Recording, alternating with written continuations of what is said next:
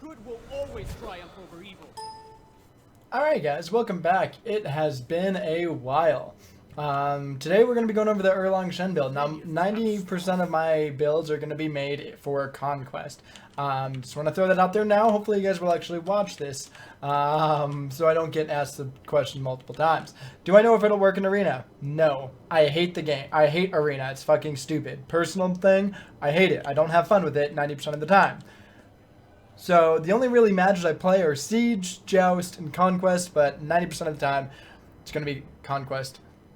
So with that, these builds are going to be made with the knowledge around Conquest. So hopefully you guys do enjoy.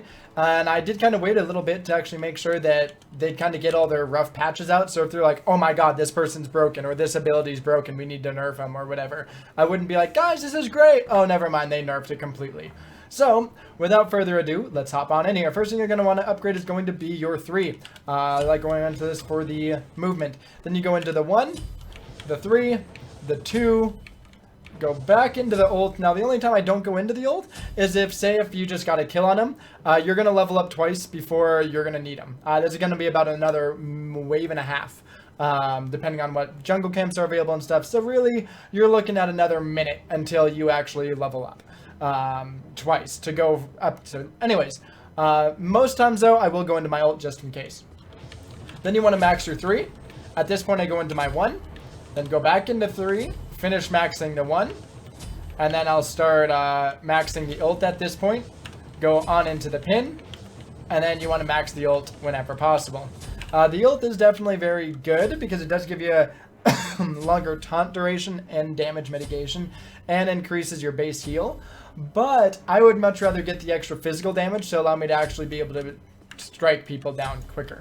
For the relics, they're definitely going to change depending on what you have, who you're going up against, all that stuff as well. So normally you will want to start with Death Toll there. Death Toll is going to be very, very strong. If you ever take him jungle, go Boomba's Mask and Death Toll. But I do use this build regardless if I go into solo or if I go into jungle. The only one that I might change in jungle would be this item right here, but for solo, go ahead and I go into Ninja Tabi. Depending on who I'm going up against, I will go into one of these 3 items. If I'm going into someone like Tyr, I'm going into Witchblade. Witchblade not only gives me better movement speed, it also increases my health and my attack speed. Tyr will also have his attack speed reduced by 20%, which will help with decreasing his lane clear. But the biggest thing about that is you essentially add curse on him while hitting him 3 times, and it lasts up to 5 seconds, which means this is going to be a way that you can counter Tyr's healing in a sense. He still has an amazing amount. Again, I'd probably Tyr, Hercules, I'm going to go into this. Someone like Vamana, or Bellona, I'm going to be going into Ichaival. If I'm going up against someone like a Hades or a Shanghai, I'm going to be going into Silver Branch. Shanghai would go Witchblade. But you get the point. Most of the time, though, I find myself going into Ichaival, and then I'll go into Silver Branch Bow, Soul Eater, and then I'll go into Bulwark, and then Witchblade. Now, this allows you to literally destroy everyone. And you might be saying, well, it doesn't have like enough physical defense. The reason why you don't really need physical defense is you're going to be able to heal yourself quicker, steal all the damage, and you're going to be able to burst them down like an ADC as soon as you get in their face. If you taunt them as well, they're going to be killed. If you guys watch some of my other videos, you will see that as well, where I am under 25% health going up against a full HP Scotty, and I still am able to outduel. So as you can see right here, you go on in.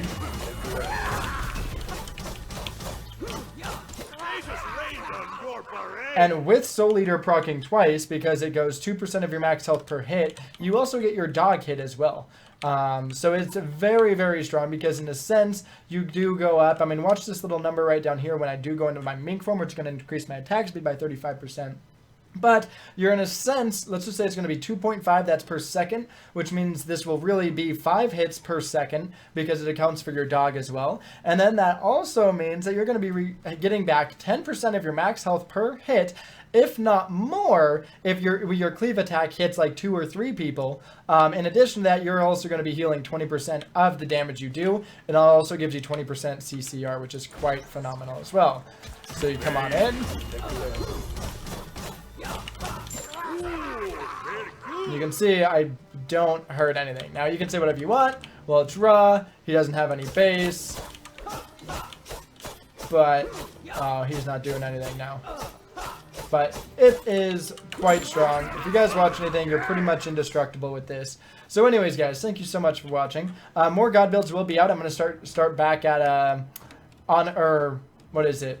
Agni, I think is the first one. Anyways, I will start on Agni and then start working my way on up, guys. So thank you so much for watching. And as always, until the next time, have yourself a fucking amazing life.